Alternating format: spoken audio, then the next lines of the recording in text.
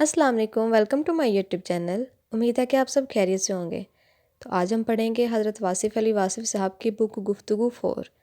जैसे कि आप जानते हैं कि मैंने हज़रत वासिफ़ अली वासिफ़ साहब की आप लोगों से गुफ्तगू की 3 जिल्दें अभी तक शेयर की हैं।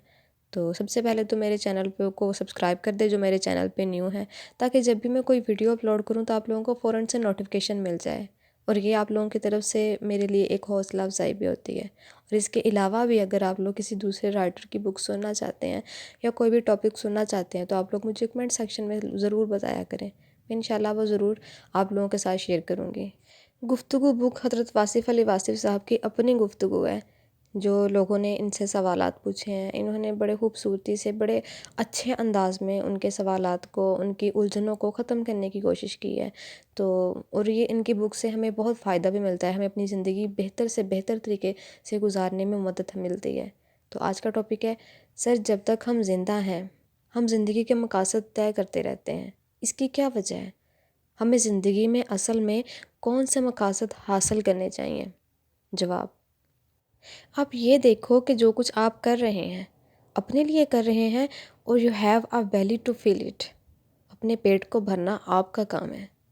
इसके लिए आपका एक पेशा है जहाँ से माल मुहैया होता है और आपका लिबास, खुराक और मकान बनता है। फिर आपको कोशिश करनी चाहिए कि समाज में आप बाइज़्ज़त हों। इसके लिए कोई सियासत में चला जाता है और कोई मस्जिद में चला जाता है। इसी तरह dealing the people and being acknowledged, यानी लोगों से मामला करके आपको इज़्ज़त मिलती है। ये भी लोगों का शौक़ होता है कि मुझे एक्नॉलेज्ड किया जाए और इतना गुम ना हो जाए कि पता ना चले कि ज़िंदा है या नहीं है। फिर आपकी एक और ज़रूरत है, यानी आपकी अपनी ज़ात और तन्हाई। तन्हाई ये है कि आपका ज़मीर आपको मलामत ना करे और आपका ख़याल और एहसास आपका ईमान है। इसे आगही कहते हैं। अगर आगही का रुख अल्लाह की तरफ हो तो इसे ईमान कहते हैं, और ये अरफान है। आगही अगर दुनिया के लिए हो तो ये दानाई है और ईमान नहीं है। दानाई सिर्फ दानाई है, इखलाकियात है। यानी कि सारी जो मॉरल टाइज़ हैं, अगर इखलाकियात में इलाहियात मिला दो तो ये इस्लामियात बनती है। यानी कि सच बोलना अच्छी बात है, ये इखलाकियात है। लेकिन अगर सच बोलना अल्लाह के लिए है तो ये इस्लामियात है। अब रेफरेंस अल्लाह बन गया। अगर अल्लाह कहे कि ये सच भी झूठ है तो ये झूठ होगा। एक जगह अल्लाह का फरमान है कि ए रसूल अल्लाह सल्लल्लाहु अलैहि वसल्लम, अगर मुनाफिकों आप सल्लल्लाहु अलैहि वसल्लम के पास आएँ और कहें कि हम गवाही देते हैं कि आप सल्लल्लाहु अलैहि वसल्लम अल्लाह के रसूल हैं, तो ये बात सच है कि आप सल्लल्लाहु अलैहि वसल्लम अल्लाह के रसूल हैं। मगर मुनाफिक झूठ बोलते हैं। गोया कि मुनाफिक का बोला हुआ सच भी झूठ है, मुनाफिक का सही फ़ैसला भी झूठ है। फिर सुलह हदीबिया में हजूर पाक सल्लल्लाहु अलैहि वसल्लम के नाम से रसूलुल्लाह सल्लल्लाहु अलैहि वसल्लम कटवा दिया गया, लेकिन कोई सहाबी इससे मुनहरिफ नहीं हुए और इन्होंने कहा कि अगर रसूल अल्लाह सल्लल्लाहु अलैहि वसल्लम ना लिखें तब भी हम मानते हैं। ये ईमान है कि आप अगर फरमाए कि रसूल हैं तो हम ताबेदार हैं, और अगर आप सल्लल्लाहु अलैहि वसल्लम फरमाए कि रसूल नहीं हैं तब भी हम ताबेदार हैं। ये मोहब्बत की इंतहा का दर्जा है। मोहब्बत ये है कि या अल्लाह, अगर तू माल दे तो तेरा शुक्र है, अगर माल ना दे तब भी शुक्र है। ये है मोहब्बत का तकाज़ा। इसी तरह माँ बाप से ऐसा मामला रखो कि अगर इन्होंने आपके सारे काम ख़राब कर दिए हैं फिर भी मोहब्बत में इनकी हर बात मानो। तो ज़िंदगी के ये ज़रूरी मकासद हैं कि पेट पालना, समाज में नाम बनाना, अपने आप को पहचानना, माँ बाप का अदब करना।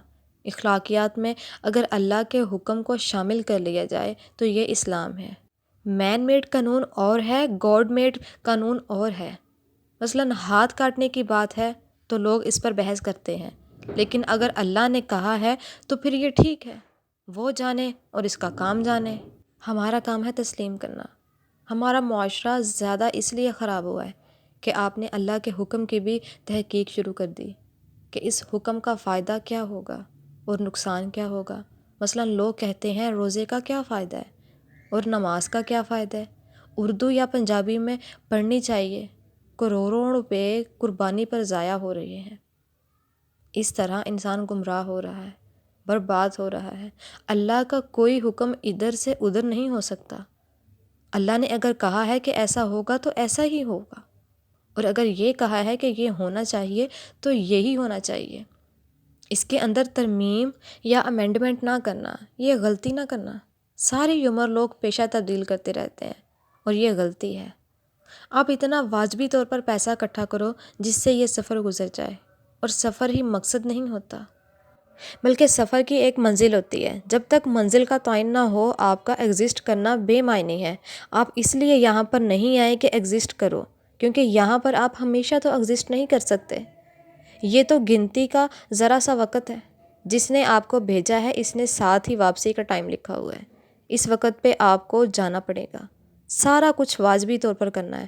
اپنے اندر کو سنبھالو، اپنے اخلاق کو سنبھالو، کہیں اپنے ہاتھ سے کوئی غلط چیز نہ لکھ بیٹھنا، کہیں بیہیویئر غلط نہ کر بیٹھنا، مقدس رشتے نہ توڑ بیٹھنا۔ اللہ تعالیٰ نے وضاحتیں فرما دی ہیں کہ مقدس رشتوں کا دھیان کیا کرو اور ماں باپ کا حکم نہ ٹالو۔ آپ ماں باپ بنو گے تو آپ کے لیے بھی یہی حکم ہوگا کہ آپ کی اولاد آپ کا کہنا مانے۔ اللہ کے کلام میں حکم ہے کہ غصہ نہ کرو، معاف کر دیا کرو، اور جس نے انسانوں کو معاف کر دیا اس نے بہت اچھا کیا۔ خیرات کیا کرو، سخی ہو جایا کرو، لوگوں کا دھیان کرو۔ یہ اللہ کا کام ہے کہ بھائی کو بھائی سے سلوک سکھائے، ماں باپ کا ادب سکھائے، لوگوں کی مدد کرنا سکھائے۔ تو انسان کو انسان بننا ہی اللہ کا کام ہے کہ تم نے یہ اخلاق سیکھنا ہے، اور اخلاق کا کوئی نمونہ ہونا چاہیے۔ اللہ نے آپ کو حضور پاک صلی اللہ علیہ وآلہ وسلم کی صورت میں پرفیکٹ نمونہ عطا فرمایا ہے کہ آپ صلی اللہ علیہ وآلہ وسلم کی زندگی میں ایک بار بھی کسی سے خفا نہیں ہوئے۔ وادی طائف میں آپ صلی اللہ علیہ وآلہ وسلم لہو لہان ہو گئے۔ خفا ہونے کا وقت تھا، کیونکہ انہوں نے بہت نازیبا سلوک کیا تھا۔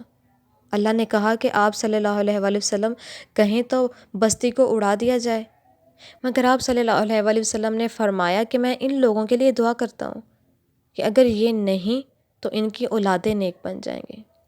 یہ سن کر رحمت للعالمین نے ہنس کر فرمایا کہ میں اس دہر میں قہر و غضب بن کر نہیں آیا۔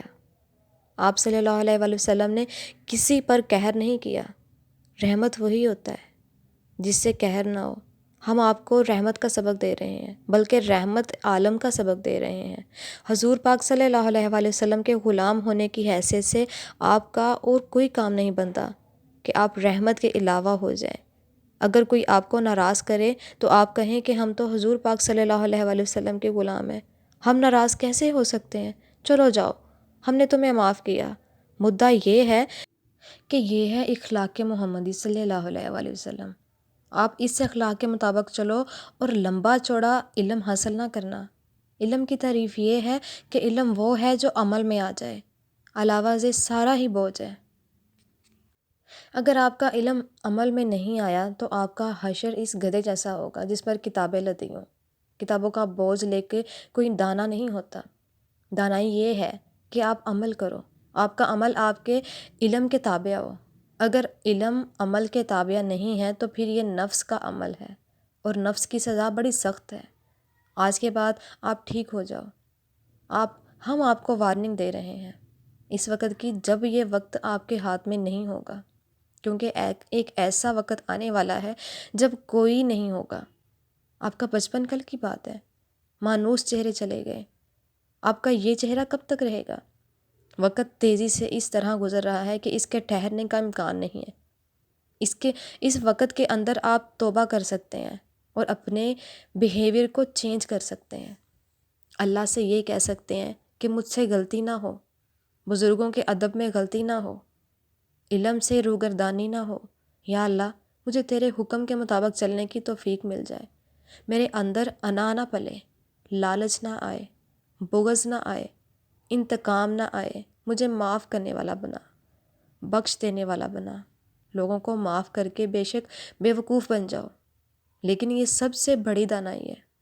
مثلا اگر بھائی مکان یا کوئی اور چیز مانگ رہا ہے اور آپ نے اسے مارا تو دراصل آپ نے اپنے ماں باپ کو مارا، کیونکہ وہ آپ کے ماں باپ کی بیسٹ کریشن ہے جس سے آپ جھگڑا کر رہے ہیں۔ جس طرح ماں باپ کے لیے آپ اعلیٰ کردار کے ہیں، وہ بھی اعلیٰ ہیں۔ بہن بھائی آدھے ماں باپ ہوتے ہیں، اور میں نے پہلے بھی کہا ہے کہ جن کو غم دے کے جانا ہے ان کو خوشی دے کے جاؤ، اور خوشبو بند نہ کرو، خوشبو جاری رہے، کیونکہ آپ کا کام خوشبو دینا ہے، آپ کا کام ہے رحمت کے تابع رہنا، آپ کا کام ہے حضور پاک صلی اللہ علیہ وآلہ وسلم سے محبت کرنا۔ اگر کوئی حضور پاک صلی اللہ علیہ وآلہ وسلم سے محبت کرتا ہے اور فقیروں سے محبت کرتا ہے اور دل میں بغض رکھتا ہے تو وہ نفلی ہے، کیونکہ حضور پاک صلی اللہ علیہ وآلہ وسلم کی محبت جس دل میں آ جائے، اس دل میں نفرت نہیں آنی چاہیے۔ اگر نفرت ہے تو محبت جھوٹی، کیونکہ ایسا شخص نفرت کے لیے نہیں بنا ہوتا بلکہ محبت کے لیے بنا ہوتا ہے، اور محبت میں محو ہوتا ہے، اور اس قدر محو ہوتا ہے کہ اسے کچھ پتہ نہیں ہوتا۔ ایک شخص نماز پڑھ رہا تھا اور مجنوں آگے سے گزر گیا۔ اس نے مجنوں سے کہا، تو نے آگے سے گزر کر میری نماز خراب کر دی۔ مجنوں نے کہا، تو اللہ کی نماز پڑھ رہا تھا اور مجھے بھی دیکھ رہا تھا۔ میں جب لیلا کے خیال میں ہوتا ہوں تو دنیا ادھر کی ادھر ہو جائے، مجھے کچھ فرق نہیں پڑتا۔ یہ ہے محویت۔ اور وہ جو خدا کی نماز پڑھ رہا تھا، اس کو دیکھو۔ جو آدمی یہ دعویٰ کرتا ہے کہ وہ اللہ سے محبت کرتا ہے، اللہ کے حبیب پاک صلی اللہ علیہ وآلہ وسلم سے محبت کرتا ہے، اور فقراء کرام سے محبت کرتا ہے، اور محبت کے انسٹرومنٹس تباہ کرتا ہے، یعنی محبت کے ذرائع تباہ کرتا ہے، تو وہ کیا محبت کرتا ہے؟ تو محبت جو ہے وہ آل اراؤنڈ ہونی چاہیے، ادب بھی آل راؤنڈ ہونا چاہیے، ہر شے آل راؤنڈ ہونی چاہیے، یعنی مکمل ہونی چاہیے۔ تو آپ کے بیہیویئر میں ایک کانسٹنسی ہونی چاہیے، یعنی جہاں ایمان کمزور ہونے کی اجازت ہو سکتی ہے وہاں بھی ایمان کمزور نہیں ہونا چاہیے۔ اس لیے آج سے یہ فیصلہ کر لو، وگرنہ تو اپنا وقت ضائع کرو گے، اور میرا بھی۔ اپنے بیہیویئر ایسے رکھو کہ کوئی گلہ کرنے والا نہ ہو، ماں راضی ہو اور باپ راضی ہو، تاکہ آپ کی قبر راضی ہو جائے اور آپ کو ٹائٹ نہ کرے، کیونکہ ماں باپ دعا کریں تو قبر کی تنگی ختم ہو جاتی ہے، ماں کی دعا سے قبر کا عذاب ٹل جاتا ہے۔ ایک مرتبہ حضور پاک صلی اللہ علیہ وآلہ وسلم قبرستان میں گئے تو ایک قبر کے پاس کھڑے ہو گئے۔ آپ صلی اللہ علیہ وآلہ وسلم نے پوچھا، یہ کس کی قبر ہے؟ صحابہ نے کہا، یہ فلاں آدمی کی قبر ہے۔ آپ نے پوچھا، اس کے آگے پیچھے کوئی زندہ ہے؟ انہوں نے کہا، اس کی ماں زندہ ہے۔ آپ نے فرمایا، مجھے اس کے پاس لے چلو، اور وہاں تشریف لے گئے، اور اس نے ان سے کہا کہ اپنے بیٹے کو معافی دے دو۔ اس نے کہا، بیٹے نے مجھے بہت تنگ کیا، میرا کہنا نہیں مانتا تھا، اور مجھے اس نے بڑی اذیتیں دی ہیں۔ آپ صلی اللہ علیہ وآلہ وسلم نے فرمایا، میرے ساتھ قبرستان چلو۔ جب ماں نے اپنے بیٹے کو عذاب میں دیکھا تو فوراً معاف کر دیا، اور عذاب ختم ہو گیا۔ تو ماں ایک ایسی ہستی ہے جو ہر حال میں معاف کر دیتی ہے۔ ماں باپ وہ ہیں جو آپ کو تکلیف میں نہیں دیکھ سکتے۔ امید ہے کہ آپ لوگوں کو آج کا ٹاپک پسند آیا ہوگا۔ اگر آپ لوگ کوئی اور ٹاپک سننا چاہتے ہیں تو آپ لوگ مجھے کمنٹ سیکشن میں لازمی بتائیں۔ اس کے علاوہ آپ لوگ میرے انسٹاگرام اکاؤنٹ پہ بھی مجھ سے رابطہ کر سکتے ہیں، جس کا لنک میں نے اپنے چینل پہ دیا ہوا ہے۔ اپنی دعاؤں میں یاد رکھیے گا، اپنا ڈھیر سارا خیال رکھیے گا، اور جو میرے چینل پہ نیو ہیں وہ ابھی میرے یوٹیوب چینل کو سبسکرائب کر دیں، اور مجھے ہمیشہ حوصلہ دیتے رہا کریں۔ اللہ تعالیٰ آپ سب کی مدد کرے، اللہ تعالیٰ آپ سب کے لیے آسانیاں پیدا کرے، ہم سب کو نیک ہدایت عطا کرے، آمین۔ اللہ حافظ۔